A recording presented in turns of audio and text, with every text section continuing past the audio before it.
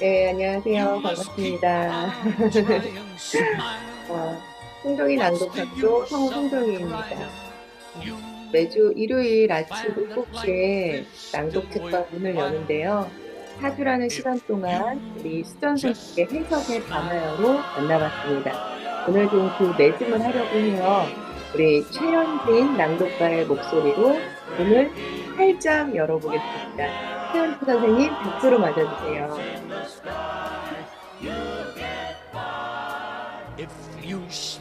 네, 안녕하세요. 오늘 낭독 책방에서 함께 읽을 책은 수전 손택의 해석의 반하여입니다. 수전 손택은 20세기 후반 미국을 대표하는 에세이스트이자 소설가, 예술 비평가로 낡은 관습에 저항하고 새로운 스타일과 사유의 방식을 제시한 선구적 사상가였습니다. 1966년 해석은 지성이 예술에 가하는 복수다 라는 문장으로 잘 알려진 해석의 반하여를 출간하며 단숨에 서구 지성계를 기운을었는데요. 해석의 반하여는 1960년대에 발표된 에세이 26편을 모은 것으로 책, 영화, 철학, 정신분석에 이르기까지 다양한 작품과 주제를 넘나들며 예술과 세계를 바라보는 새로운 관점을 제시하고 있습니다. 저는 오늘 일부 해석의 반하여라는 대표 에세이를 낭독하려고 하는데요. 손택은 해석이 작품을 이해하기 위한 행위가 아니라 오히려 예술을 다루기 쉽게 만들고 감각적인 경험을 약화시킨다고 했습니다. 그래서 지금 중요한 것은 해석하는 것이 아니라 직접 더 많이 보고 듣고 느끼며 감각을 회복하는 것, 즉 예술에 대한 성애학이 필요하다고 제안합니다. 저희 그 뒷 배경에 책 표지가 굉장히 강렬하죠. 네, 작가의 강렬한 사진만큼 책 내용도 그러합니다. 손택의 방대한 인문학적 지식과 통찰력, 사유의 깊이는 한 번에 쉽게 이해되지도 않고 또 따라가기도 조금 어렵습니다. 하지만 지금 이 순간만이라도 이 새로운 지식에 저희 온몸의 감각을 깨운다는 그런 마음으로 손택의 경이롭고 또 깊이 있는 그런 논리정연한 비평들을 오늘 낭독 책방에서 마음껏 함께 향유해 보시길 바랍니다. 그럼 네, 저의 낭독을 시작하겠습니다. 1부 해석에 반하여. 해석은 고대 후기에 처음 등장했다. 신화가 지녔던 힘과 신화에 대한 믿음이 과학적 계몽이 가져온 사실적 세계관에 따라 무너질 무렵이다.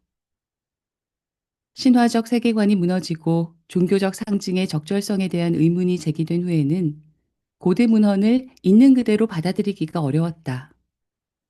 그리하여 고대의 문헌과 현대의 요구를 조화시키기 위해 해석이 필요했다.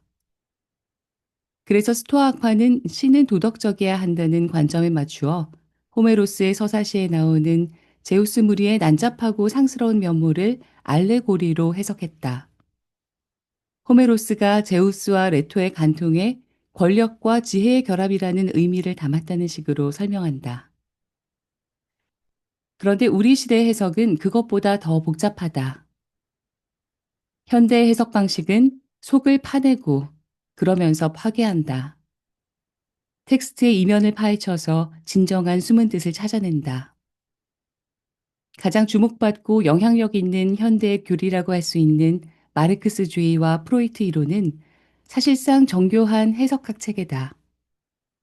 공격적이고 불경스러운 해석 이론이다. 관찰 가능한 현상은 전부 프로이트의 말을 빌리면 드러난 내용이라고 할 수 있다. 이 드러난 내용을 샅샅이 조사하고 옆으로 치워서 그 아래에 있는 진정한 의미를 찾아야 한다. 마르크스에게는 혁명이나 전쟁 같은 사회적 사건이, 프로이트에게는 개인의 삶, 신경증 증상이나 말실수 등과 텍스트, 꿈이나 예술작품 전부가 해석의 기회로 취급된다. 마르크스와 프로이트에 따르면 이런 사건은 이해할 수 있는 것처럼 보일 뿐 실제로는 해석 없이는 아무 의미가 없다.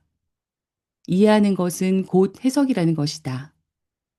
그리고 해석하는 것은 현상을 재진술하여 그에 상응하는 무언가를 찾는 것이다. 오늘날은 해석 프로젝트가 대체로 반동적이고 답답해진 시대다. 자동차와 중공업 공장 매연이 도시 대기를 더럽히듯이 오늘날 예술 해석이 넘쳐나며 우리의 감성을 오염시킨다. 그렇지 않아도 지성이 지나치게 비대해져서 에너지와 관등성을 억누르는 문제를 안고 있는 문화에서 해석은 지성이 예술에 가하는 복수다. 그게 전부가 아니다. 해석은 지성이 세상에 가하는 복수이기도 하다.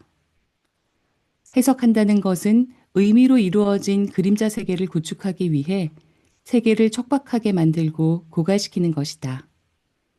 세계를 이 세계로 바꾸는 일이다. 또 다른 세계가 있기라도 한 것처럼. 예를 들어 카프카의 작품은 최소 세 부대의 비평가들에게 대대적으로 파헤쳐졌다. 카프카의 작품을 사회적 알레고리로 읽는 사람은 좌절감과 현대 관료주의의 광기, 그리고 관료주의가 궁극적으로 전체주의 국가로 이어지는 사례 연구를 본다. 카프카를 정신분석학적 알레고리로 읽는 사람은 작품에 카프카의 아버지에 대한 두려움, 거세 불안, 불능감, 꿈에 예속된 상태가 절박하게 드러난다고 본다. 카프카를 종교적 알레고리로 읽는 사람은 성의 케인은 천국에 도달하려고 하며 심판의 요셉 케인은 신의 가차없고 알 수 없는 정의에 따라 심판을 받는다고 본다. 오늘날 예술에는 어떤 비평이나 논평이 바람직할까? 내 말은 예술 작품을 말로 표현할 수 없다. 묘사하거나 다시 쓸 수 없다. 그런 얘기가 아니다. 그럴 수 있다. 문제는 어떻게 그렇게 하느냐는 거다. 작품의 자리를 빼앗는 게 아니라 그 작품에 봉사하는 비평은 어떤 모습일까? 무엇보다 먼저 예술 형식에 더 관심을 기울일 필요가 있다. 내용을 지나치게 강조하여 해석의 오만을 부추긴다면 형식을 더 세세하고 철저하게 묘사함으로써 해석을 침묵시킬 수 있다. 그러려면 어휘가 필요하다. 형식을 규정하는 어휘가 아니라 묘사하는 어휘다. 최상의 비평은 내용에 대한 생각을 형식에 대한 생각에 녹여내는 드문 유형의 비평이다. 옛날에는 예술 작품을 해석한다는 것이 혁명적이고 창의적인 행위였을 것이다. 지금은 아니다. 이제는 예술을 사상에 또는 예술을 문화에 통합할 필요가 전혀 없다. 해석은 예술 작품의 감각적 경험을 당연한 것으로 여기고 거기에서부터 나아간다. 하지만 이제는 감각 경험을 당연히 여길 수가 없다. 우리가 접할 수 있는 작품이 얼마나 폭발적으로 증가했는지, 게다가 도시에는 우리 감각을 두들기는 온갖 맛과 냄새와 볼거리가 얼마나 많은지 생각해보라. 우리 문화는 과잉과 과잉 생산을 기반으로 한다. 그 결과로 우리 감각 경험의 선명도는 꾸준히 떨어진다. 현대 생활의 모든 조건이 합해져 우리의 감각기관을 둔화한다. 따라서 우리의 감각과 감각 능력에 비추어 비평가의 임무를 평가해야 한다. 지금 중요한 것은 감각을 회복하는 것이다. 더 많이 보고, 더 많이 듣고, 더 많이 느끼는 법을 배워야 한다. 우리가 할 일은 예술 작품에서 내용을 최대한 찾아내는 게 아니며 실제로 있는 것 이상의 내용을 작품에서 짜내는 것은 더더군다나 아니다. 우리가 할 일은 내용에 대한 관심을 줄여 작품을 있는 그대로 보는 것이다. 예술 비평의 목적은 예술 작품을 더욱 생생한 것으로 만드는 것이다. 비평의 기능은 그것이 어떻게 그런지를 또는 그것을 있는 그대로 보는 것이지 그게 무엇을 뜻하는지를 보이는 것이 아니다. 우리에게는 해석학이 아닌 예술의 성애학이 필요하다. 네, 저의 낭독은 여기까지입니다. 네, 다음 선생님, 네, 부탁드리겠습니다. 네. 네, 낭독 너무 잘 들었습니다. 안녕하세요.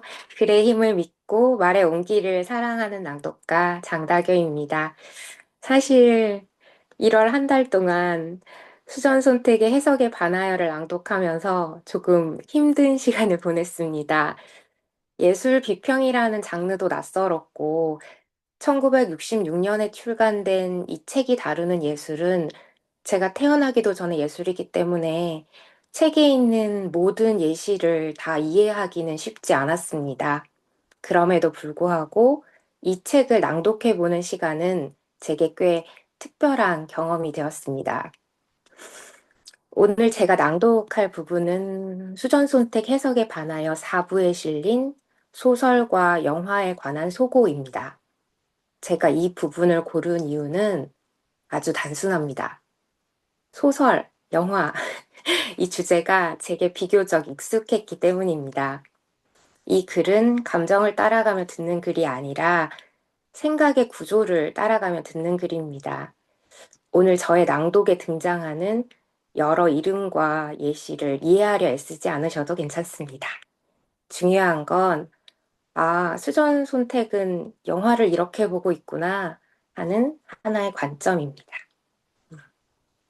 그럼 소설과 영화에 관한 수전 손택의 생각을 잠시 함께 들어보겠습니다.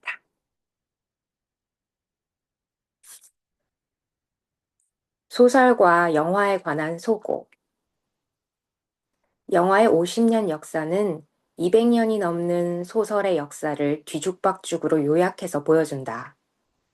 D.W. 그리피스는 영화의 쉐무얼 리처드스입니다. 그리피스와 리처드스는 천재적인 혁신가였으며 두 사람 다 저속하고 심지어 어리석은 지성을 지녔다. 두 사람의 작품은 섹슈얼리티와 폭력에 대한 열렬한 교훈주의의 악취를 발산하는데 이런 에너지는 사실 억눌린 관능성에서 나오는 것이다. 리처드슨의 소설 파멜라와 클라리사의 중심 인물은 난폭한 유혹자에게 위협받는 순수하고 어린 처녀인데 이런 인물은 그리피스 영화에 전형적으로 등장하는 순수한 어린 소녀, 완벽한 희생자와 양식적으로, 개념적으로 정확히 대응한다. 리처드슨과 마찬가지로 그리피스의 도덕적 설교는 역시 음란한 본질을 감추고 있다. 또 리처드슨과 마찬가지로 그리피스의 가장 탁월한 점은 섬세한 여성의 감정을 아주 지루한 세부까지 묘사하는 특별한 능력이다. 아무리 관념이 진보하더라도 이런 장점은 가려지지 않는다. 또 리처드슨처럼 그리피스의 세계도 현대적 관점에서 보면 과도하고 약간 미친 것처럼 느껴진다. 그렇긴 하나 소설과 영화 두 장르를 각각 개척하고 이 장르의 심리학을 발견한 이들이 바로 이 두 사람이다. 당연히 위대한 영화 감독을 전부 위대한 소설가와 매치시킬 수는 없을 것이다. 문자 그대로의 비교는 무리다. 그렇지만 영화계에는 리처드스뿐 아니라 디킨스, 톨스토이, 발자크, 프루스트, 더세니어 웨스트도 있다. 또 영화에서는 스타일과 개념이 흥미로운 결합을 이루기도 한다. 영화를 소설과 동일시하거나 영화를 소설과 같은 용어로 분석할 수 있다는 말은 아니다. 영화에는 영화만의 방식과 논리가 있고 영화는 시각적인 예술이라고 말하는 것만으로 영화만의 방식과 논리를 전부 설명할 수도 없다. 영화는 우리에게 새로운 언어, 얼굴과 몸짓이라는 언어의 직접 경험으로 이루어지는 감정 표현 방식을 제공한다. 그렇긴 하나 영화와 소설 사이에서 유용한 유사점들을 끌어낼 수 있다. 내 생각에는 영화와 연극 사이보다 오히려 유사점이 더 많은 것 같다. 영화는 소설처럼 언제나 전적으로 감독, 작가의 통제 아래에 있는 행위를 보여준다. 우리의 눈은 무대를 볼 때처럼 화면 여기저기로 돌아다닐 수 없다. 카메라는 절대적인 독재자다. 카메라는 우리가 얼굴을 보아야 할 때 얼굴을 보여주고 다른 것은 보여주지 않는다.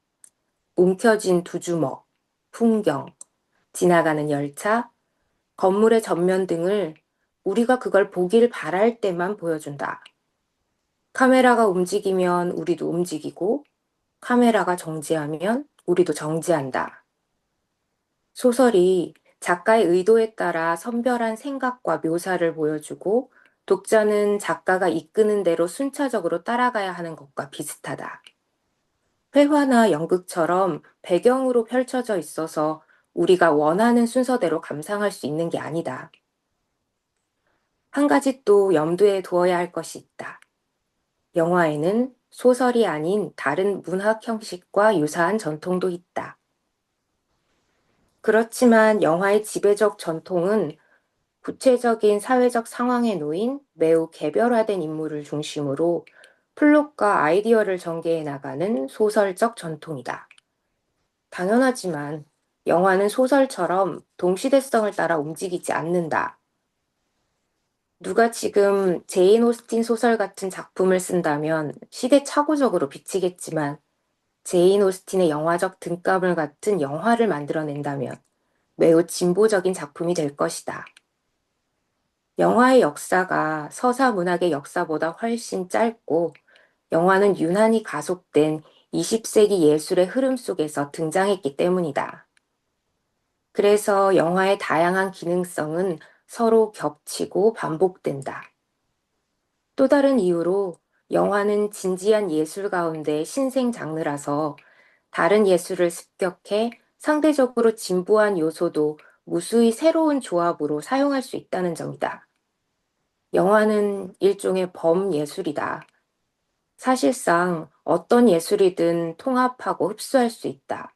소설, 시, 연극, 회화, 조각, 무용, 음악, 건축 등. 사실상 동결된 예술 형태인 오페라와 달리 영화는 사고와 감정의 스타일이 매우 보수적이면서도 창의적인 매체였고 지금도 그렇다. 최근에 세련된 영화, 예를 들면 비스콘티의 애증이나 로코와 형제들에서도 멜로드라마와 과장된 감정을 발견할 수 있지만 최근에 세련된 소설에서는 이런 요소가 이미 추방되었다. 하지만 소설과 영화를 연결하는 한 가지 연결고리는 그다지 유용하지 않은 듯하다. 감독을 문학적인 감독과 시각적인 감독으로 나누는 낡은 구분이다. 사실 그렇게 단순히 특징 지을 수 있는 감독은 거의 없다. 그보다는 차라리 분석적 영화와 묘사적 또는 설명적 영화로 나누는 것이 좀 더 유용할 듯 싶다.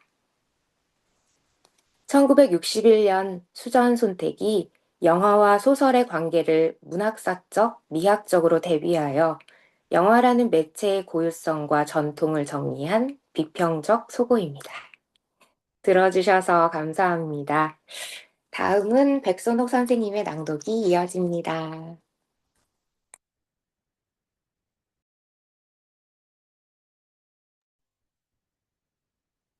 안녕하세요. 백선옥입니다. 일요일의 아침을 낭독으로 시작하는 게 어쩌면 나 자신과의 싸움이었는지도 모릅니다. 느긋한 휴식과 바쁜 출근 사이, 그 사이를 낭독으로 이어가면서 나를 채우려고 하는 애씀이 필요했습니다.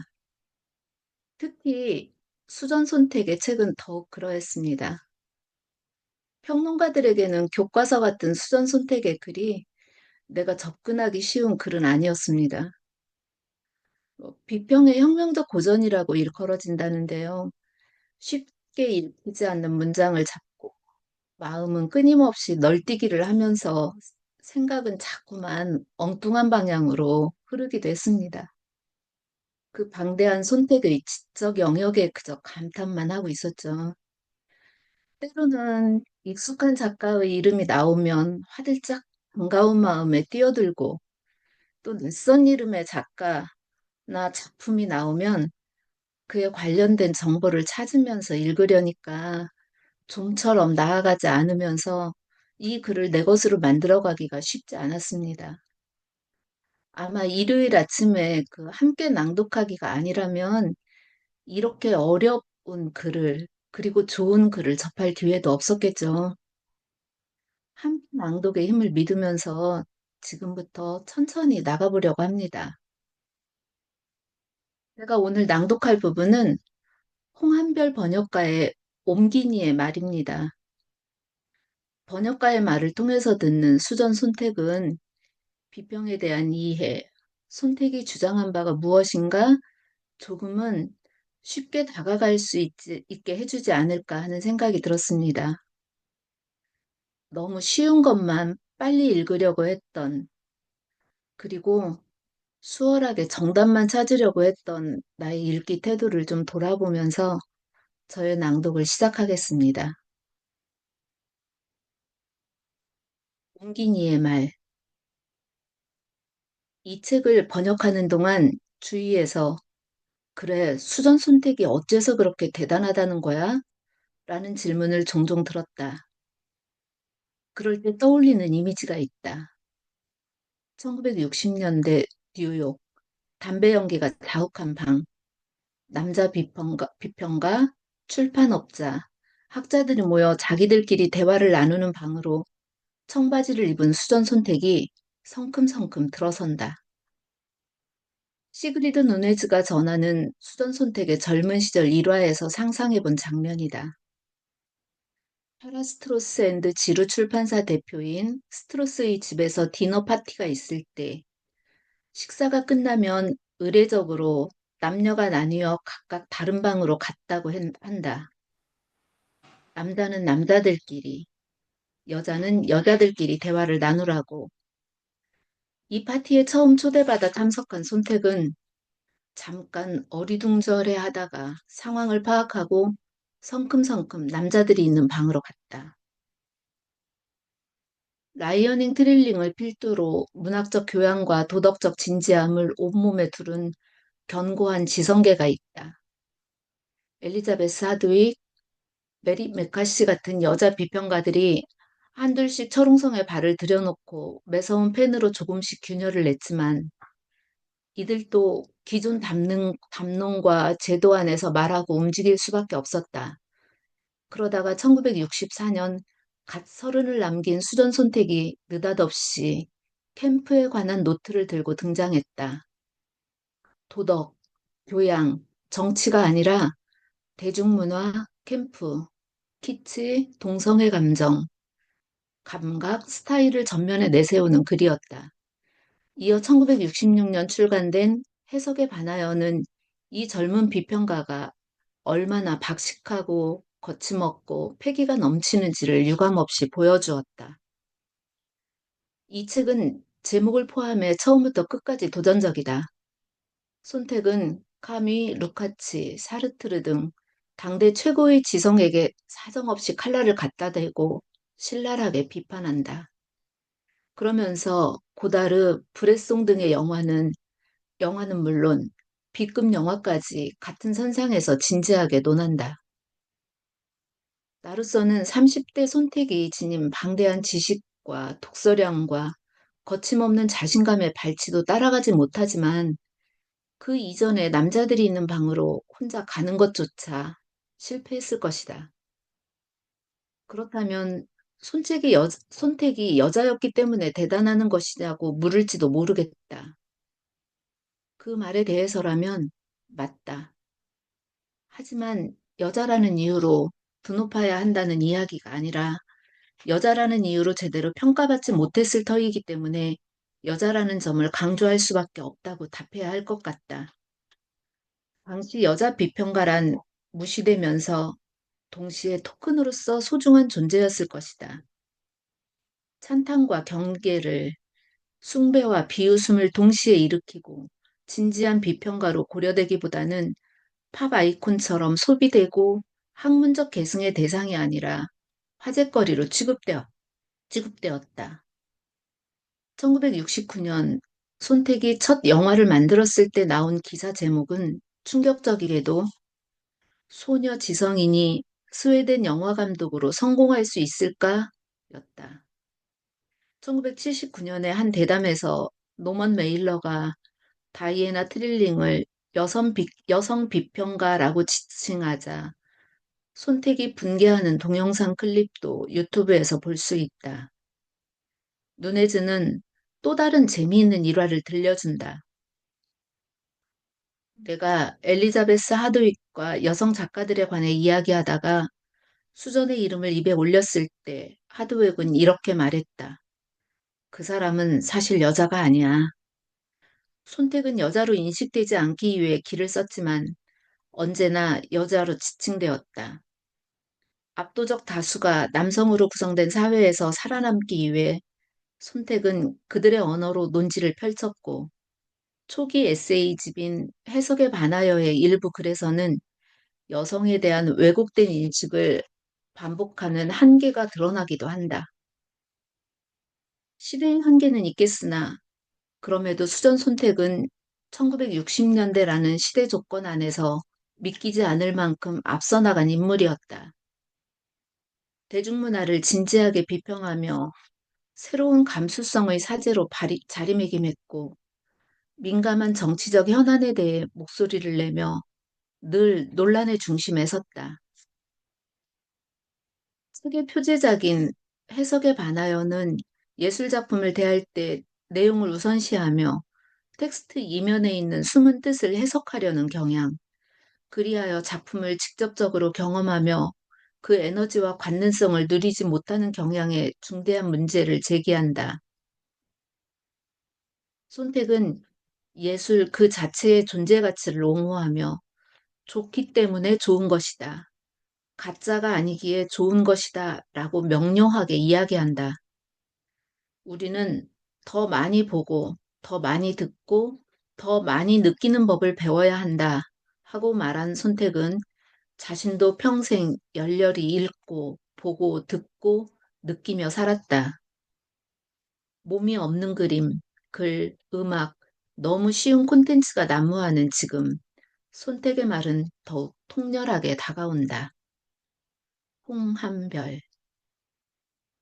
이상으로 저의 낭독을 마치겠습니다. 다음 낭독가님을 초대합니다. 안녕하세요. 낭독가 황여름입니다. 수전 손택의 해석에 반하여는 저의 얕은 지성으로 이해하기에는 참 난해한 책이었습니다.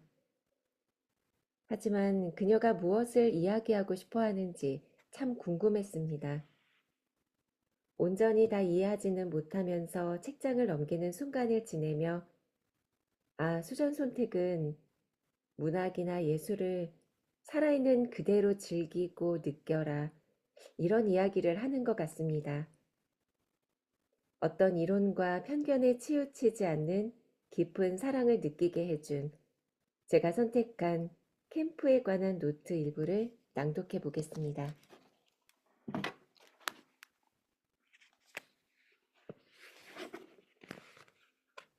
캠프에 관한 노트. 세상에는 이름이 붙여지지 않은 것이 많고 또 이름이 있긴 하지만 설명되지 않은 것도 있다. 그 가운데 하나가 감수성. 분명히 현대적이고 지적 세련의 한 형태지만 전혀 세련되게 인식되지 않는 것인데 캠프라는 컬트적 이름으로 불린다. 감수성은 사상과 달리 논하기가 참 어렵다. 그 중에서도 특히 캠프가 한 번도 논의되지 않는 데는 특수한 이유가 있다. 일단 캠프는 자연스러운 감성이 아니다. 캠프의 본질은 부자연스러운 것, 인위적이고 과장된 것에 대한 사랑이다. 또 캠프는 밀교적이다. 나는 감수성에 관해서만 이야기하고 있고 그 중에서도 특히 진지함을 경박함으로 바꾸는 감수성을 다루려 하는데 이것은 중대한 주제다. 사람들은 대체로 감수성이나 취향을 순전히 주관적인 선호의 영역으로 간주한다. 주로 감각에 불가해한 끌림일 뿐 이성의 지배 아래서 나온 것이 아니라고 본다. 취향이 사람이나 예술 작품에 대한 반응에 영향을 미친다고 인정할 뿐이다. 하지만 이런 태도는 지나치게 순진하다. 아니, 그보다 더 나쁘다. 취향의 기능을 봐주듯 경시하는 것은 자기 자신을 경시하는 일이다. 취향은 모든 자유로운 인간의 반응을 지배하기 때문이다. 취향보다 더 결정적인 것은 없다. 사람에 대한 취향, 시각적 취향, 감정적 취향이 있을 뿐 아니라 행동에 대한 취향, 도덕성에 대한 취향도 있다. 지성도 사실은 일종의 취향이다.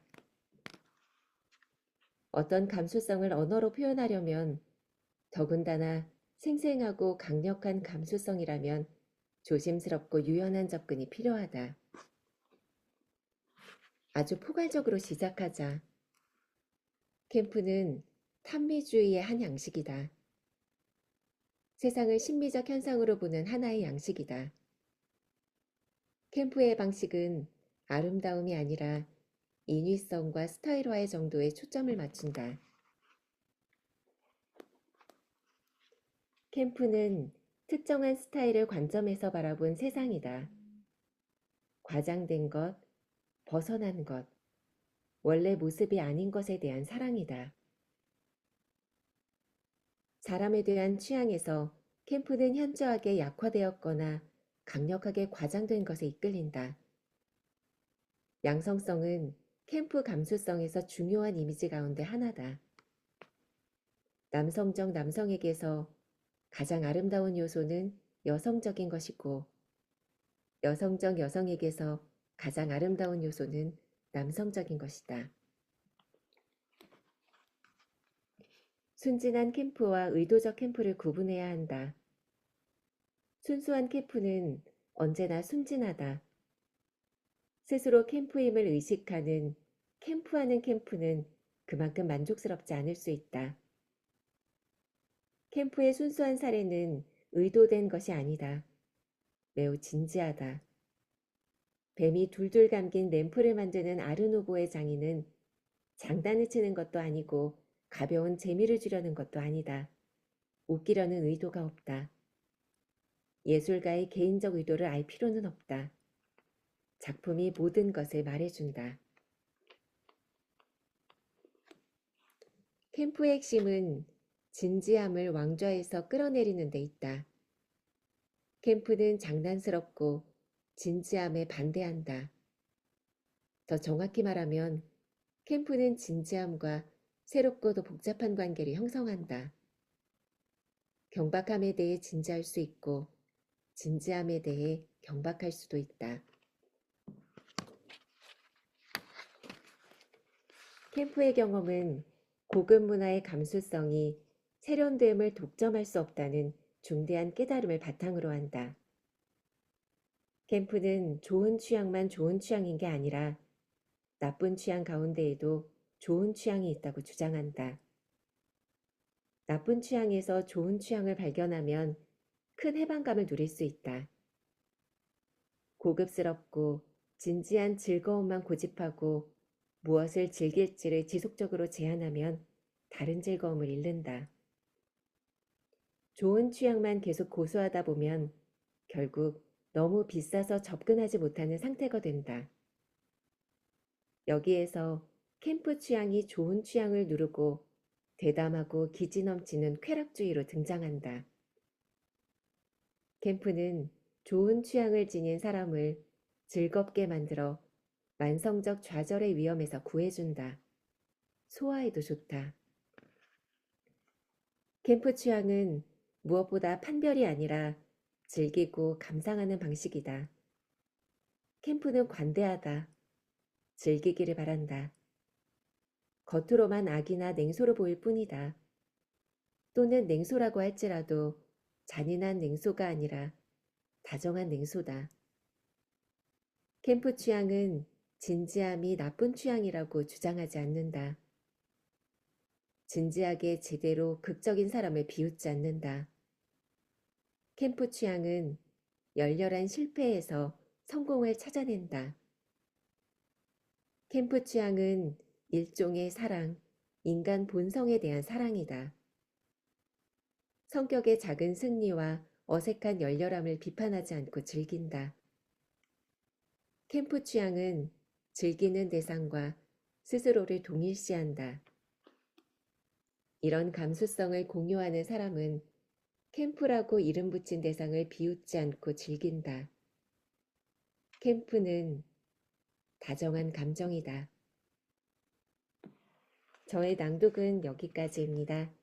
다음은 홍현진 낭독가님의 낭독으로 이어지겠습니다.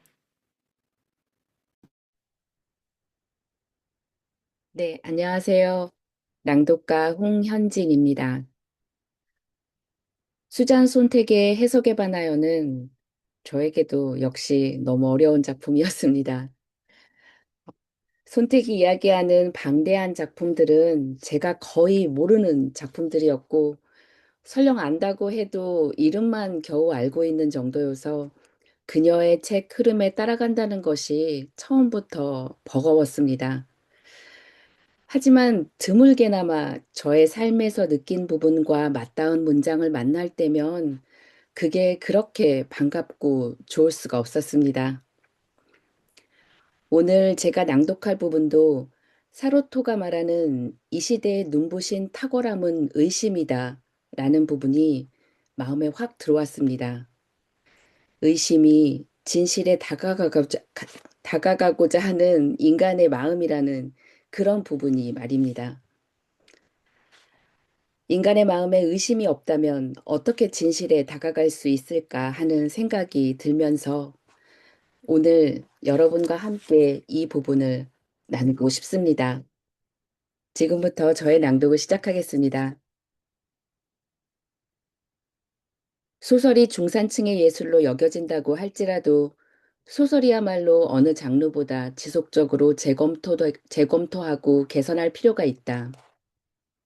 소설은 오페라와 더불어 19세기의 전형적인 예술 형태로 이 시기에 철저히 세속적인 현실 개념, 드높은 정신성의 결여, 흥미로운 것, 다시 말해 흔하고 비본질적이고 우연적이고 사소하고 일시적인 것의 발견, 에밀 시오랑이 소문자로 쓴 운명이라고 부른 것을 완벽하게 표현한다. 소설은 사회 속의 인간을 다루며 소설을 드높이는 비평가들은 이 사실을 우리에게 끊임없이 상기시키고 이 길에서 벗어나는 현대 작가들을 비난한다. 소설은 세상의 한 덩이에 생명을 부여하고 인물들을 그 세계 안에 배치한다.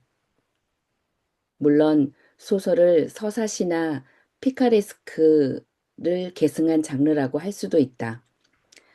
피카레스크는 16세기 스페인에서 기원한 서사 양식으로 주로 악당인 주인공의 모험을 에피소드식으로 이어간다. 근대 소설의 전신으로 일컬어지기도 한다. 그러나 이런 영향관계는 피상적이다. 과거의 서사 양식으로는 소설에 생명을 부여하는 어떤 것을 전혀 찾아볼 수 없다. 그것은 바로 심리의 발견, 곧 인물의 동기를 경험으로 바꾸는 것이다. 이렇듯 경험을 기록하고 사실을 추구하려는 열정 때문에 소설은 어떤 예술 장르보다 개방적인 예술 형식이 되었다. 모든 예술 형태는 어떤 것이 고상하며 어떤 것은 저속한가에 관한 암묵적 기준이 있으나 소설은 그렇지 않다. 소설에는 어떤 언어든, 어떤 플롯이든, 어떤 생각이든, 어떤 정보든 들어갈 수 있다. 그러나 그러다 보니 진지한 예술 형식으로 여겨지지 않게 되었다. 시간이 흐르며 감시관이 있는 독자는 개인의 사적인 삶을 적나라하게 펼쳐놓는 한가한 이야기에 관심을 갖지 않게 되었다. 이런 이야기는 영화가 오히려 더 자유롭고 활력 있게 보여주고 있기도 하다. 음악이나 조형예술, 시가 예술이 진보라는 개념에 열렬히 헌신하고 새로운 양식과 새로운 재료를 숨가쁘게 추구하며 19세기의 리얼리즘이라는 부적합한 신조에서 힘들게 떨어져 나온 반면 소설은 20세기의 소설이라는 이름으로 수행된 어떤 진정한 성취도, 정신적 야심도 제대로 통합하지 못했다. 그리하여 소설은 범속한 무교양의 크게 고재불능한 수준은 아닐지라도 영향을 받는 수준으로 전락했다. 하지만 최근에 상황이 바뀌는 듯하다. 프랑스에서 중요하고 도전적인 소설 일군이 나왔다. 사실 두 차례의 물결을 이루며 등장했다. 첫 번째 물결은 모리스 블랑쇼, 조르주 파타유, 피에르 클로소프스키가 이끈 것으로 대부분 1940년대에 쓰인 소설이고 아직 영어로 번역되지 않았다. 이보다 더 잘 알려져 있고 번역이 많이 된 두 번째 물결은 1950년대에 쓰인 소설들로 미셸 비토르, 알랭 로브그리에, 클로드 시몽, 나탈리 사로트 등이 여기 속한다. 의도나 성취 면에서 큰 차이가 있는 작가들이지만 공통점이 있다. 소설이란 이야기를 들려주고 인물을 그리는 것이라는 19세기 리얼리즘 전통에 따른 개념을 거부한다. 이들이 거부하는 것 전체를 심리라는 개념으로 요약할 수 있다. 하이데거의 현상학을 통해 심리를 넘어서려 하건 행동주의적 외적 묘사를 통해 심리를 약화하려 하건 결과는 비슷하다. 이 소설들은 소설을 택할 수 있는 새로운 형식에 관해 유용한 사실을 말해주겠다고 하는 첫 번째 작품군이다.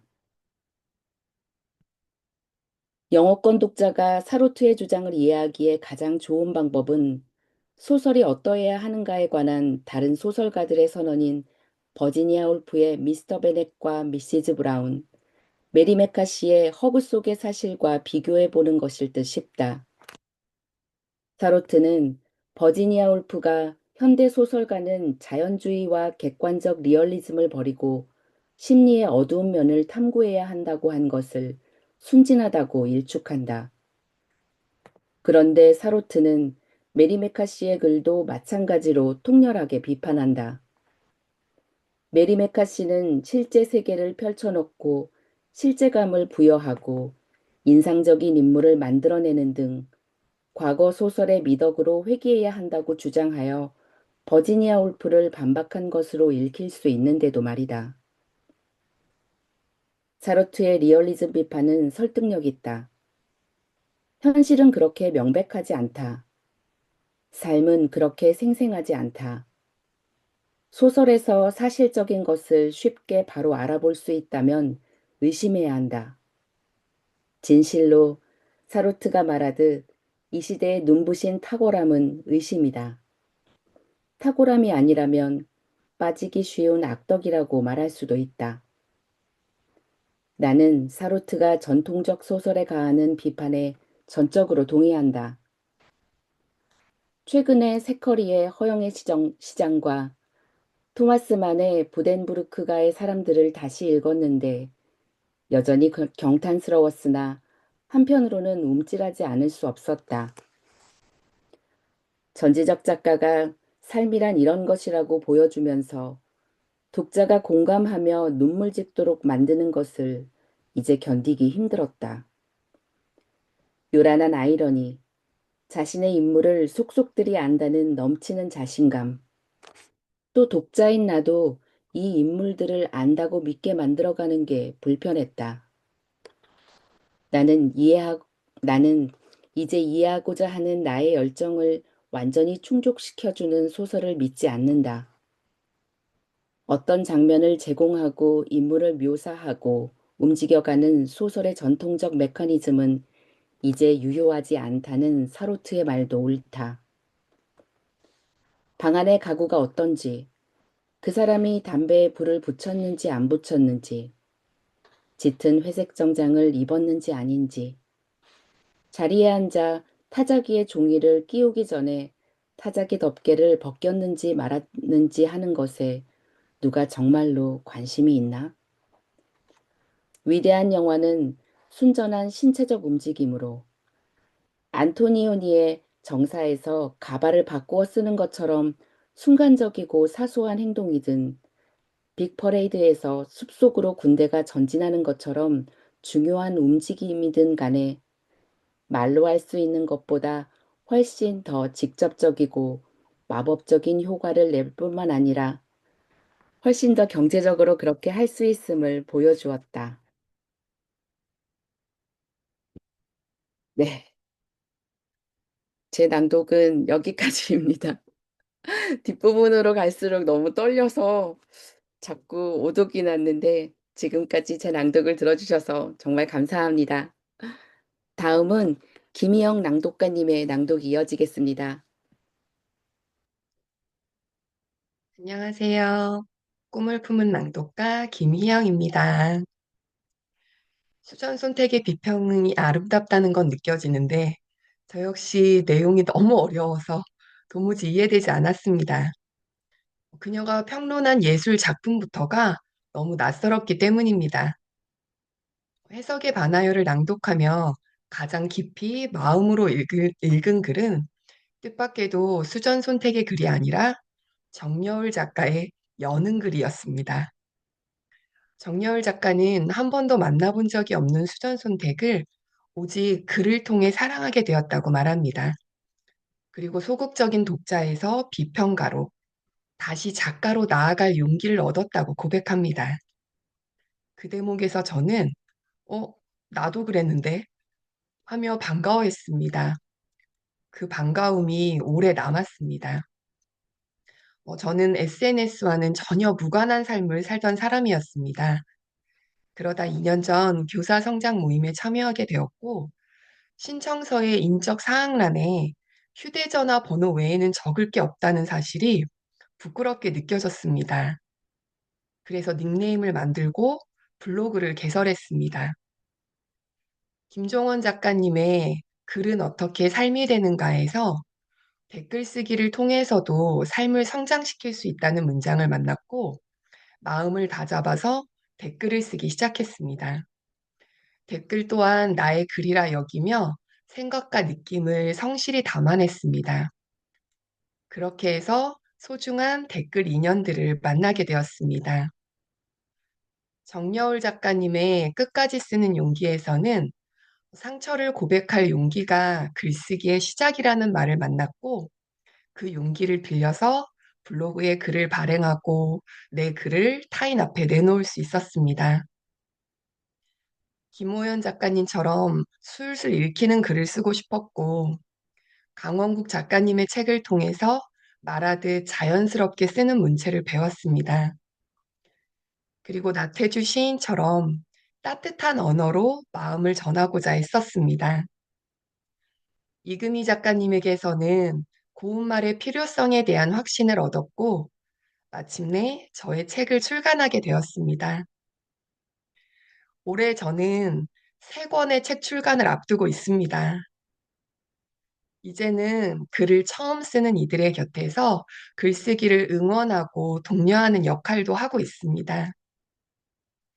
제가 사랑해온 이 땅의 작가님들처럼 저 역시 누군가의 삶에 글을 쓸 수 있다는 힘을 건네는 사람이 되고 싶습니다. 송정호 성우님의 책이 수많은 낭독가들의 목소리로 살아나듯 언젠가 제 글 또한 누군가의 낭독이 되기를 바라며 오늘도 저는 계속 쓰고 있습니다. 그래서 정여울 작가의 여는 글을 마치 제 이야기처럼 제 글인 양 기꺼이 낭독할 수 있습니다. 이제 저의 낭독을 시작하겠습니다.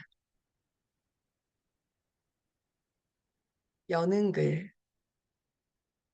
창백한 해석을 넘어 뜨거운 사랑으로. 수전 손택. 여전히 뜨거운 열정의 용광로.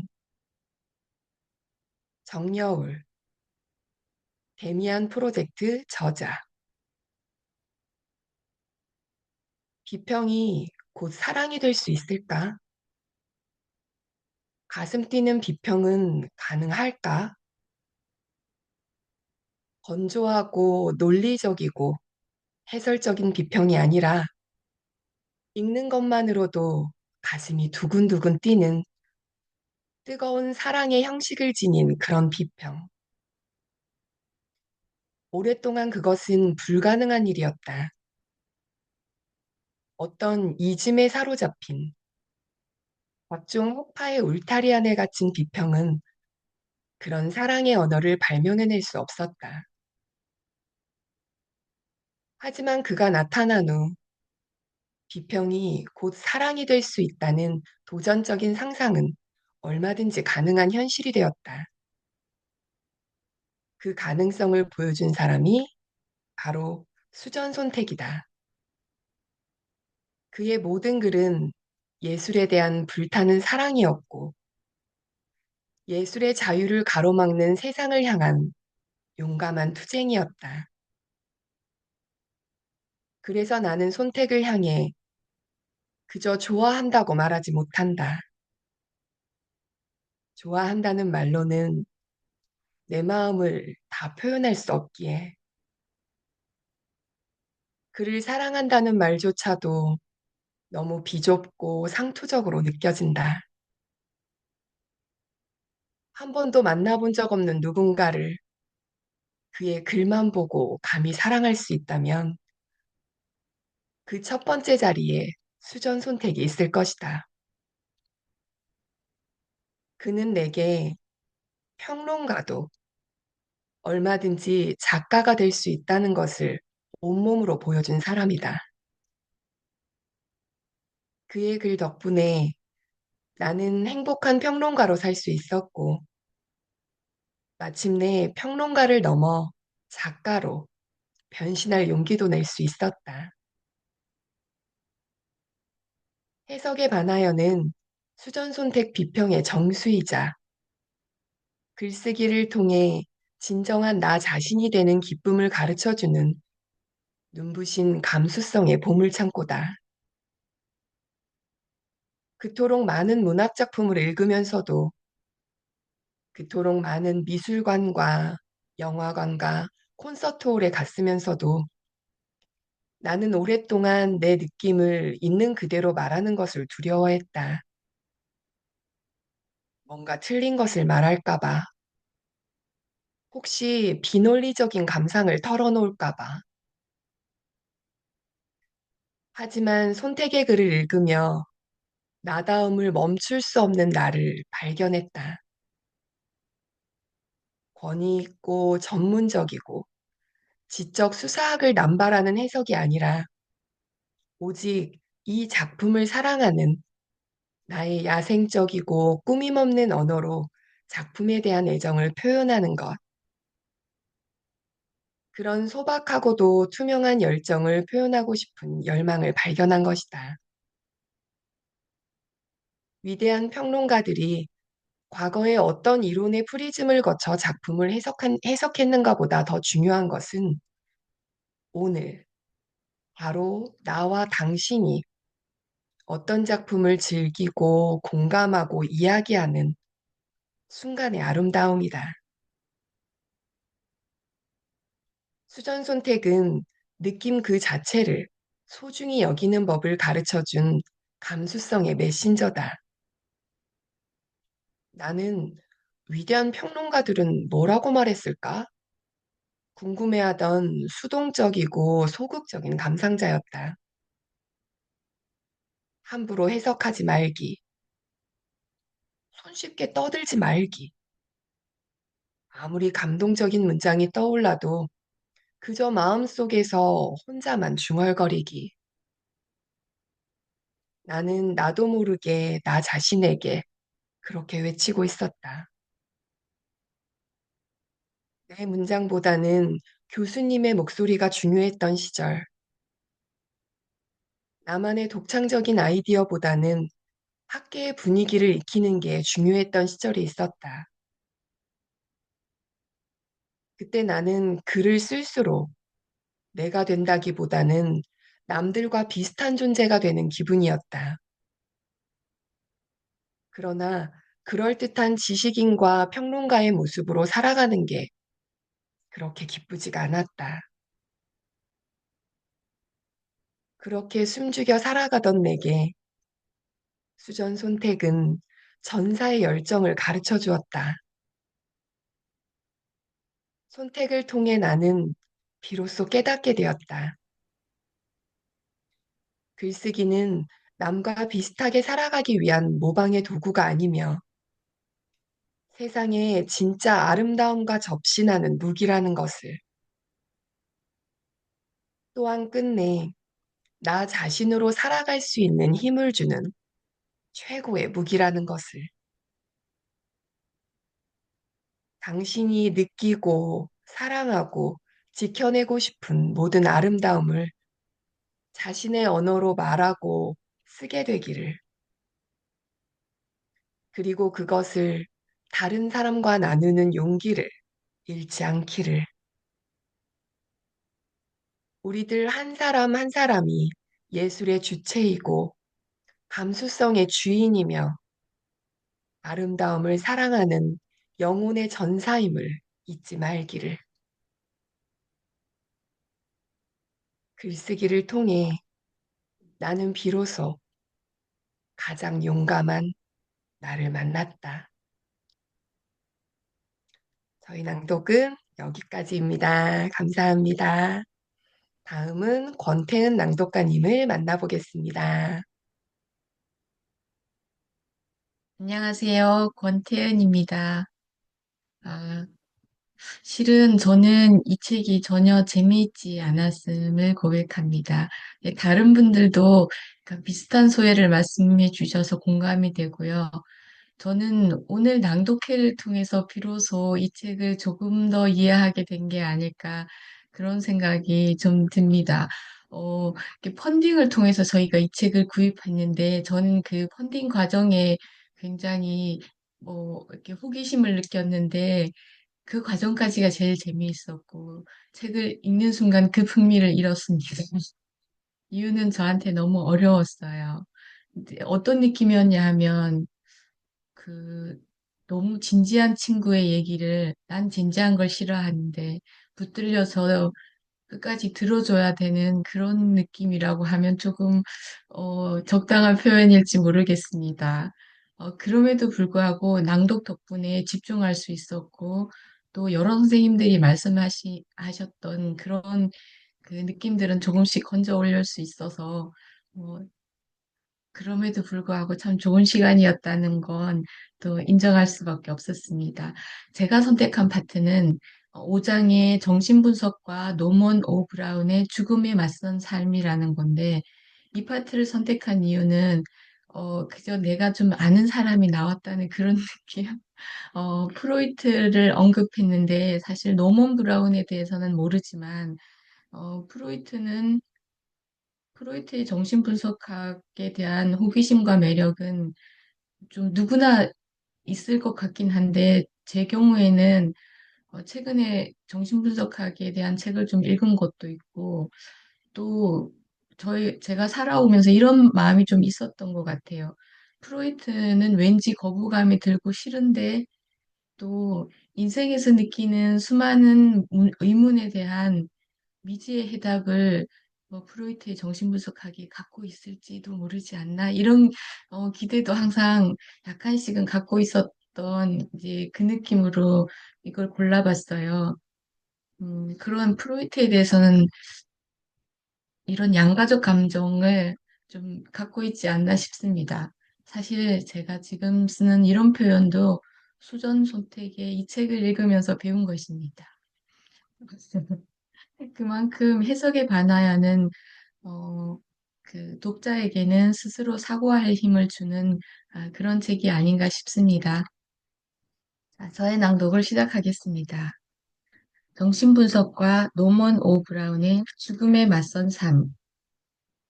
노먼 브라운의 책 죽음에 맞선 삶을 개인적으로 받아들이면 충격일 수밖에 없다. 상식적인 관점과 화해하려 하지 않는 책이기 때문이다. 이 책의 또 다른 차별점은 정신분석학을 얄팍하고 수능적인 여러 주의 가운데 하나로 치부해 버릴 수 없음을 설득력 있게 보여준다는 데 있다. 고급 문화에서 정신분석에 대한 환멸의 목소리가 나오는 것은 그럴 만하다. 이만큼 제도화되고 진부해진 관점을 거부하지 않기는 어려우니 말이다. 정신분석의 어휘는 미국 중산층 사이에서 개인적 공격의 상투적 도구이자 불안을 공식화하고 그럼으로써 자신을 방어하는 흔한 방식이 되었다. 정신분석 치료를 받는 것은 대학 진학처럼 부르주아적 관습이 되었다. 정신분석의 개념이 브로드웨이 연극, 텔레비전, 영화 등에 구현되어 사방에 등장한다.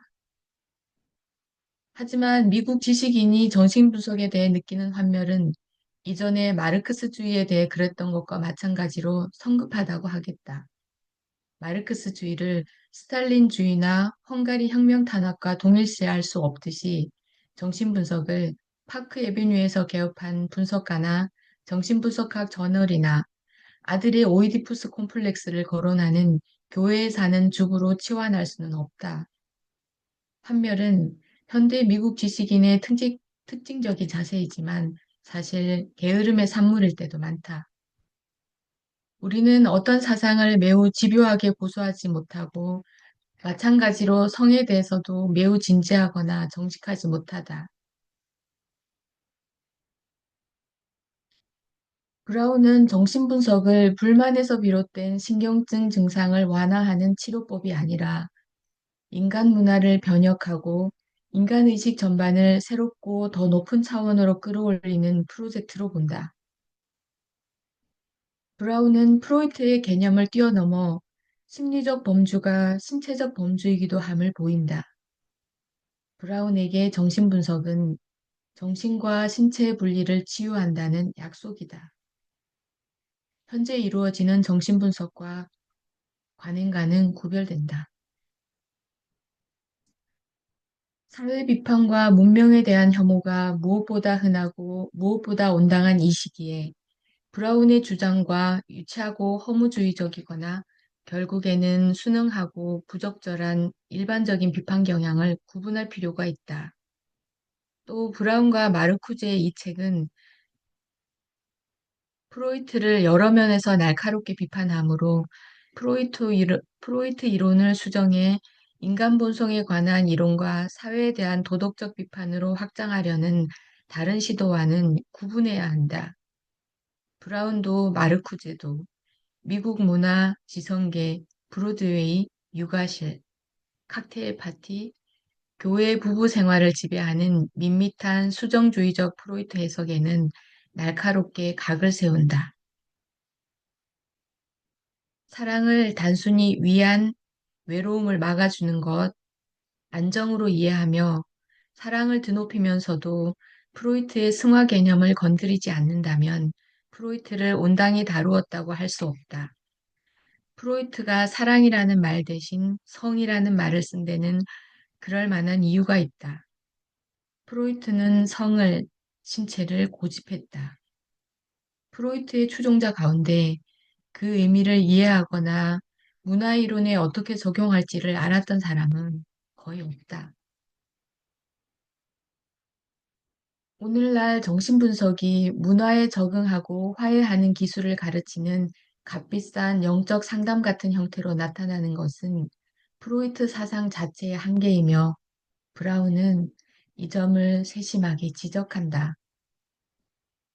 프로이트가 성적 본능의 자유로운 표현을 옹호했다고 생각하는 사람은 프로이트가 심리적 이상이라고 부른 것이 다름 아닌 지성의 우위라는 사실을 알면 놀랄 것이다. 더 넓게 보면 프로이트는 두 가지 서로 연관된 핵심 전제를 기반으로 하는 서구 사상의 플라톤적 전통을 계승했다. 정신과 육체의 이원론과 자의식의 자명한 가치다. 첫 번째 전제는 프로이트가 섹슈얼리티는 낮고 예술, 과학, 문화 속에서의 승화는 높다고 보는 점에서 드러난다. 두 번째 전제는 프로이트의 치료법에 반영되어 있다. 프로이트는 우리가 왜 어떻게 아픈지를 아는 것이 치료에 도움이 된다고 가정한다. 감추어진 동기를 밝혀내면 그 영향이 자동으로 사라진다고 생각했다. 브라운은 프로이트의 이 두 가지 전제를 다 비판한다. 사람은 몸과 정신으로 나뉘지 않았다고 한다. 이런 관점은 죽음을 부정하는 것이며 따라서 삶을 부정하는 것이다. 자의식 또한 신체의 경험과 분리한다면 죽음을 부정하고 삶을 부정하는 것과 마찬가지다. 이 책은 프로이트 이론 전체의 분석이자 본능과 문화의 이론이며 역사적 사례 연구이기도 하다. 브라운의 분석은 기독교 종말론에 내포된 약속 중 일부와 연계되면서 문화사를 단순히 개인의 심리로 환원하지 않는 정신분석학적 역사론의 가능성을 연다. 죽음에 맞선 삶은 역사적인 동시에 심리적인 관점을 펼쳤다는 점에서 독창적이다. 브라운의 책에 보낼 수 있는 최고의 칭찬은 죽음에 맞선 삶이 프로이트의 통찰을 꿰뚫고 발전시키려는 중대한 시도일 뿐 아니라 니체 이후 70년 만에 내재성의 종말론을 공식화한 최후의 주요 시도라는 말이 될 것이다. 1961. 저의 낭독은 여기까지입니다. 다음 낭독은 윤혜자 낭독가님이 이어주시겠습니다. 네, 안녕하세요. 권태현 낭독가님 낭독 잘 들었습니다. 지금 다른 낭독가님들도 말씀하셨듯이 해석에 관하여가 그렇게 쉬운 책도 아니었고, 또 저는 이렇게 일요일 아침 7시에 문을 여는 낭독 책방이 아니었다면 수전 손택이라는 이름도 또 해석에 관하여라는 책도 만나보지 못했을 것 같습니다. 저는 정말 이 사상가를 낭독 책방 이전에는 알지 못했거든요. 예. 1960년대 보수적인 평단에서 비평의 새로운 관점을 제시했다는 수전 손택의 글은 지금 2026년을 사는 저의 예술을 대하는 자세에도 조금은 자유로움을 전해주었다고 할 수 있겠습니다. 저는 비평가도 아니고 예술의 조예가 깊은 사람도 아니기에 제가 만나게 되는 예술작품 앞에서 항상 작아질 수밖에 없었습니다. 그림을 바라보면 여기에는 무슨 의미가 있는 걸까? 라고 뭔가 생각하듯이 바라보고 또 이건 내 취향이 아니네를 남발하며 내가 좋아하는 스타일 앞에서는 또 뭐라도 아는 사람인 양 흐뭇해하기도 했습니다. 그러면서 항상 나는 잘 모르니까를 저의 방어막처럼 사용했는데요. 이 책에서 손택은 잘 몰라도 된다고 그 느낌이면 충분하다고 이야기해 주는 것 같아서 저에게 많은 위로가 되었습니다. 물론 그렇다고 해서 그녀의 글과 사상을 제가 온전히 이해한다는 것은 아닙니다. 이 책은 이해가 되다가도 막히고 막히다가도 이해가 되는 좀 신기한 책이었습니다. 근데 이 책에서 그녀는 이렇게 말을 합니다. 지금 중요한 것은 감각을 회복하는 것이라고. 더 많이 보고, 더 많이 듣고, 더 많이 느끼는 법을 배워야 한다고. 그리고 오늘 제가 고른 이 마지막 부분에서 예술의 목적은 궁극적으로 즐거움을 주는 것이라고 말합니다. 그래서 우리는 세상과 사물을 보는 새롭고 열린 관점을 또 아름다움과 스타일과 취향을 바라보는 새로운 기준을 바로 새로운 감수성으로 바라봐야 한다고 말합니다. 그럼 지금부터 저의 낭독을 시작하겠습니다.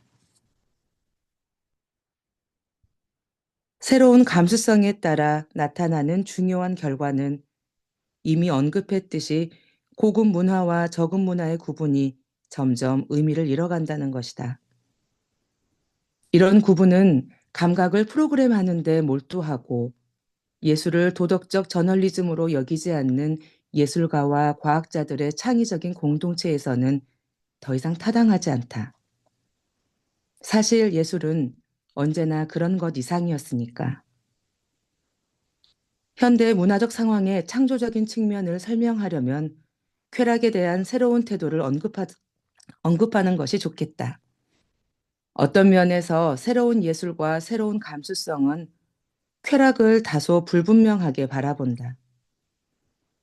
현대 예술의 진지함은 익숙한 의미에서의 쾌락을 배제한다. 이를테면 콘서트홀을 떠나서도 흥얼거릴 수 있는 가락, 알아보고 공감하고 심리적 동기를 분석할 수 있는 소설이나 연극의 등장인물, 화폭에 묘사된 아름다운 풍경이나 극적인 순간이 주는 즐거움 등. 쾌락주의가 우리가 예술에서 즐거움을 발견하는 기존의 방식을 유지하는 것이라면 새로운 예술은 반쾌락주의라고 하겠다. 감각 체계가 도전받거나 억지로 늘려지면 고통스럽다.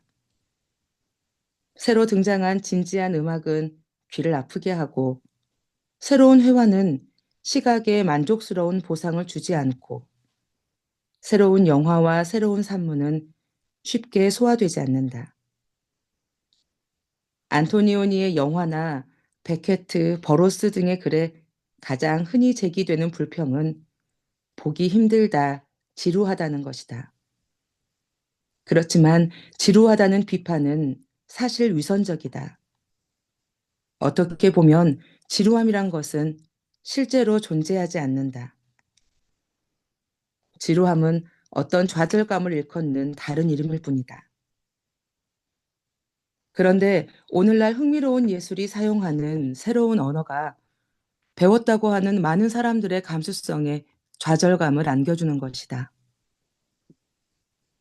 그러나 예술의 목적은 궁극적으로 즐거움을 주는 것이다. 다만 우리의 감수성이 당대 예술이 제공하는 즐거움에 적응하는데 시간이 걸릴 수 있다. 또한 진지한 현대 예술이 표면적으로는 쾌락주의를 거부하는 듯 보이지만 현대 감수성은 이전 어느 때보다 친숙한 의미의 쾌락에 몰입되어 있다고 할 수 있다. 새로운 감수성은 예술에서 내용에 덜 의존하고 형식과 스타일의 기쁨에 더 열려있기 때문이다. 또한 예술에서 얻는 기쁨이 반드시 교화와 연결되어야 한다고 하지 않는 점에서 덜 오만하고 덜 도덕적이라고 할 수 있다. 예술을 감정의 훈련과 감각의 프로그래밍으로 이해한다면 라우션버그의 회화가 주는 감정은 슈프림스의 노래가 주는 것과 같다고 할 수 있다. 버드 보티거의 영화 렉스 다이아몬드의 흥망성쇠의 활력과 우아함이나 가수 디온 워릭의 가창 스타일은 복잡하고 즐거운 경험으로 즐길 수 있다. 어떤 우월의식 없이 느낄 수 있는 감상이다. 이 점은 강조할 가치가 있다고 본다. 여러 젊은 예술가와 지식인이 대중예술에 애정을 갖는 것은 신종 세속주의가 아니고 반지성주의나 문화의 포기일 수도 없음을 알아야 한다.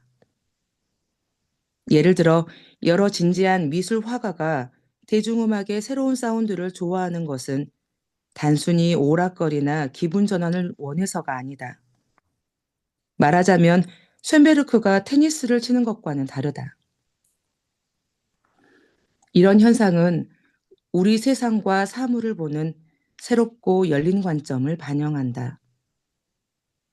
모든 기준을 버린다는 의미가 아니다. 수준 낮은 대중음악도 있고 마찬가지로 저열하고 가식적인 아방가르드 회화, 영화, 음악도 있다. 핵심은 새로운 기준이 있다는 것이다.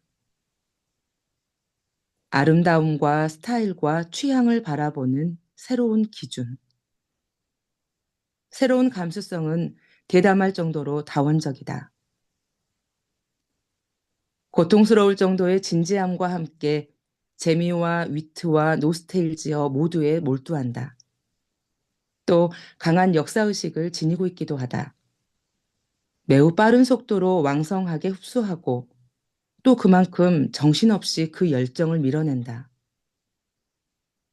새로운 감수성의 관점에서는 기계의 아름다움, 수학 문제 해법의 우아함, 제스퍼 존스의 회화, 장르크 고다르의 영화, 비틀스의 개성과 음악까지 모든 것에 동등하게 접근하고 감상할 수 있다.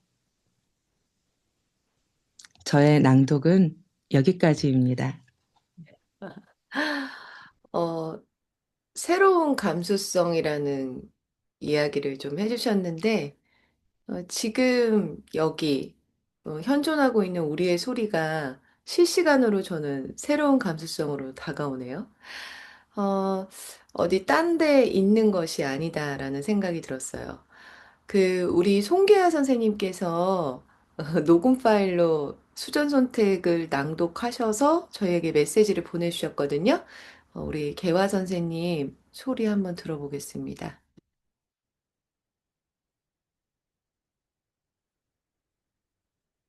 안녕하세요. 다채로운 글의 소리를 다정하게 전하고 싶은 낭독가 송계화입니다.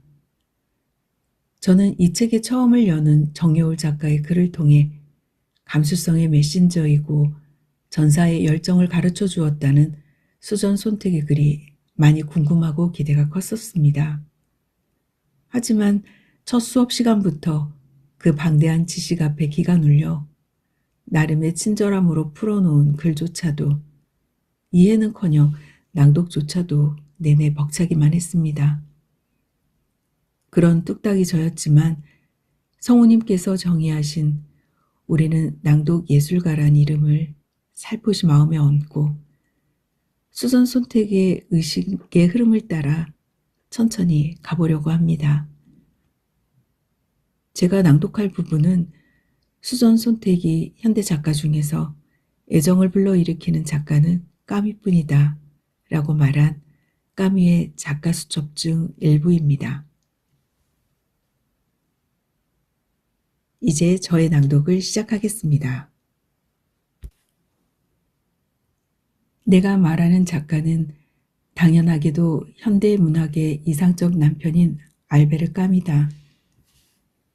현대인이다 보니 까미도 광인의 주제인 자살, 무감함, 죄책감, 극도의 공포 같은 주제를 다루어야 했다.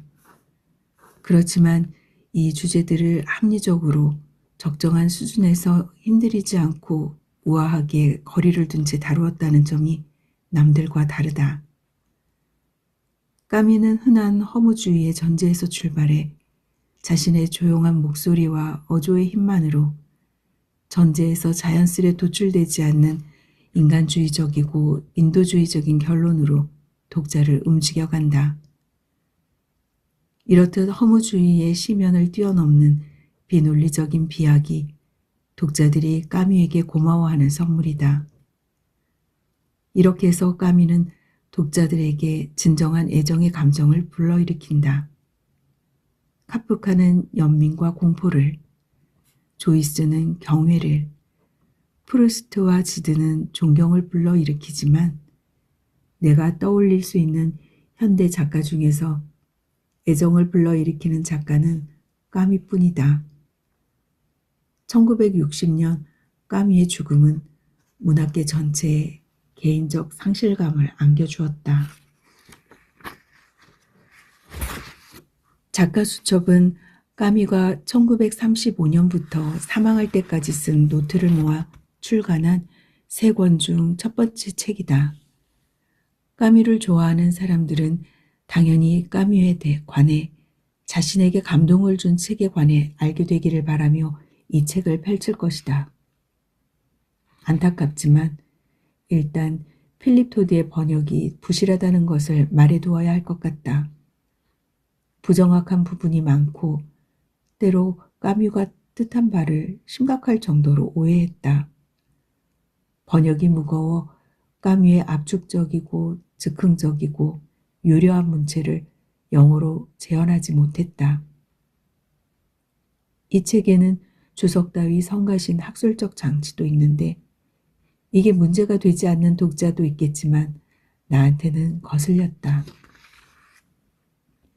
하지만 어떤 번역도 충실한 번역이든 음감이 없는 번역이든 작가 수첩을 실제보다 더 흥미롭지 않거나 더 흥미롭게 만들 수는 없다.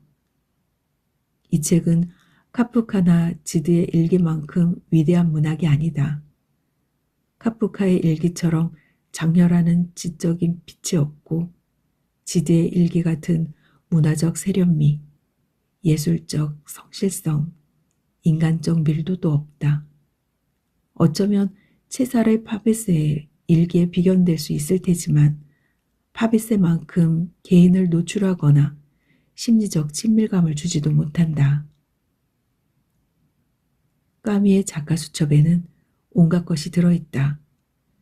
글쓰기 연습장이자 글감 채석장이며 글도막이나 지나가며 들은 대화의 일부, 단편 소설 아이디어, 때로는 나중에 소설이나 에세이에 들어갈 단락을 끼적여 놓기도 했다. 간략한 단상들이라 까미 소설의 팬이라고 하더라도 크게 흥미가 생길지는 모르겠다. 역자가 열정적으로 주석을 달고 출간된 작품과 연관관계를 밝혀놓긴 했지만 작가 수첩에는 다소 좁은 범위의 독서 기록도 있고 심리적, 도덕적 주제에 관한 격언과 숙고도 담겨 있다. 이 숙고 가운데 일부는 대담하고 우아해서 읽을만하다. 까미의 최근 이미지 가운데 하나, 즉 독일 철학에 미쳐 있다가 뒤늦게 지중해식 미덕이란 이름으로 앵글로색슨 경험주의와 상식으로 개종한 레몽아론과 비슷한 인물로 여겨지는 이미지를 불식하는 데 도움이 될 것이다. 작가 수첩에서 최소한 첫째 권은 온순한 니체주의 같은 사랑스러운 분위기를 풍긴다. 젊은 까미는 프랑스의 니체가 되어 니체가 격렬할 때 까미는 울적하고 니체가 날뛸 때 까미는 금욕적이고 니체가 개인적이고 주관적인 광기를 드러낼 때 까미는 비개인적이고 객관적 어조를 유지한다. 또 작가 수첩에는 개인적 발언이 가득하지만 그것들은 선언과 결심이라고 부르는 게 적절할 정도로 뚜렷하게 비개인적이다. 어쩌면 비개인성이 까미 작가 수첩의 가장 큰 특징일 듯하다. 이 책은 극히 반자전적이다. 작가 수첩을 읽을 때는 까미가 대다수 작가와 달리 내적으로뿐 아니라 외적으로도 매우 흥미로운 삶을 살았다는 걸 잊게 된다. 이 흥미로운 삶의 어떠한 부분도 이 책에는 담기지 않았다. 당연하지만 작가의 노트를 사적 일기의 기준으로 판단해서는 안 된다. 작가의 노트는 작가가 작가로서 정체성을 한도막 한도막 쌓아 올리는 장의 역할을 한다. 대개 작가의 노트에는 의지에 관한 진술이 가득 담기기 마련이다. 쓰려는 의지, 사랑하려는 의지, 사랑을 포기하려는 의지, 계속 살아가려는 의지 등. 이 노트는 작가가 자신을 영웅으로 느끼는 공간이고 그 안에서 작가는 인식하고 고통받고 몸부림치는 인간으로만 존재한다. 그렇게 까미의 노트에서는 개인적 발언도 본질적으로는 비개인적이며 일상 속 사건이나 사람들이 철저히 배제되는 것이다. 까미는 자신을 고독한 인물로서만, 즉 고독한 독자, 관찰자, 태양과 바다 숭배자, 세상의 산책자로만 그린다. 노트에서 까미는 전적으로 작가로서 존재한다. 고독은 현대 작가의 의식에서 빼놓을 수 없는 메타포이므로 파베세처럼 자신을 감정적 부적응자로 선언한 사람뿐 아니라 까미처럼 사교성 있고 사회적 의식이 있는 사람에게도 고독이 필요하다. 그리하여 작가 수첩은 푹 빠져 읽을 수 있는 책이긴 하나 까미가 지니는 불멸의 위상에 관한 의문을 해소하거나 인간으로서 까미를 깊이 이해하게 해주지는 않는다. 까미의 작가 수첩이 작가 사후에 인간 까미에 대해 더 많은 것을 알 수 있게 해주었다면 정말 소중하고 행복한 일이겠지만 안타깝게도 그러지는 못한다. 저의 낭독을 마칩니다. 감사합니다.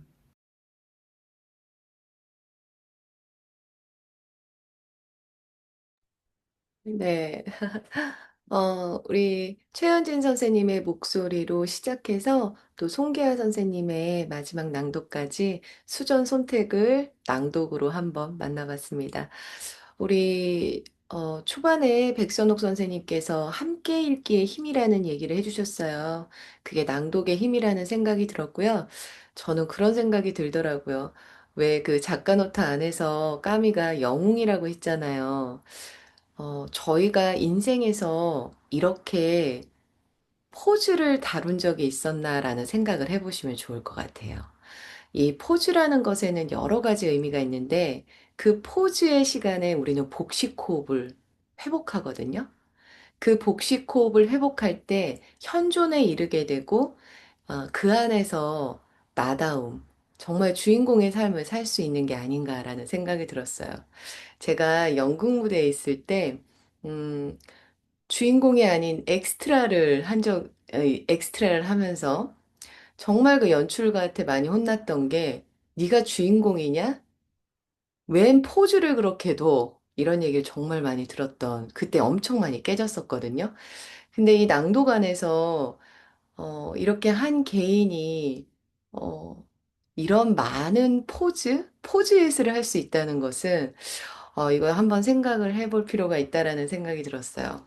너무, 우리 또, 계속적으로 뭐 힘들다, 어렵다, 이런 얘기를 하셨는데, 결국에는 오늘 또 이 시간을 통해서 이 책 한 권을 잘 만나는 시간이었고, 또 이런 생각이 드네요. 또 김희영이 만난 수전 손택, 최현진이 만난 수전 손택, 윤혜자가 만난 수전 손택을 우리는 만났다라는 생각이 들었습니다. 네. 그것만으로도 우리는 어떻다? 전 충분하다고 생각합니다. 네. 오늘 또 새로운 감수성을 보여준 우리 낭독가들 너무나도 감사합니다. 그리고 끝까지, 또 화면까지 켜주신 우리 김준 선생님 너무 감사하고요. 우리 또 김정환 선생님, 정영미 선생님, 유서 선생님 너무 감사합니다. 저희 오늘 아침 7시 일요일 낭독 책방 문을 닫겠습니다. 감사합니다. 고맙습니다.